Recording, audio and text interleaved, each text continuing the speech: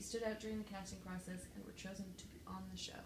It's a very good question. I think I'm very lucky to have been selected. I don't think there's anything really in particular that I did. I think just the fact that I was myself and I presented myself the qualities of me that are most interesting in the best possible way. And I was very confident throughout the entire casting process, and I think that's what really helped me go far.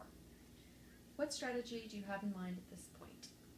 Okay, so my strategy going into the house, it's going to change obviously. Once I get in there, things are going to happen. So I'm trying not to have anything too set in stone.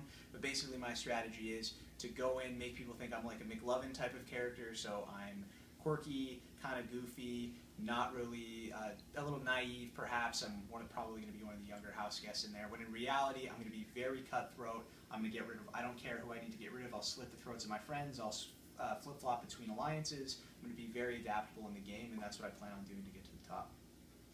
What do you expect to be the strongest aspect and the weakest aspect of your gameplay? The strongest aspect of my gameplay is probably going to be my social and strategic skills. So I can make friends fairly easily. I can get along with people when necessary. Now, a lot of people rub me the wrong way, but if I focus on the task at hand, which is winning the $100,000, this shouldn't be too much of a problem for me. And I think that is going to carry me very far, the relationships that I'm making in this game. What was the second part of that? What's the weakest aspect? So the weakest aspect of my game is probably just going to be the competitions. Physically, I'm not the biggest guy going in there, so I'm probably going to struggle against some of these big, huge meathead type of guys. But a lot of the competitions, though, they're tailored more for someone who's smaller. So I do think in those ones, the endurance competitions, for example, I think I'll be okay in those ones, and the mental competitions as well. Why are you the house guest that fans should adopt as their favorite?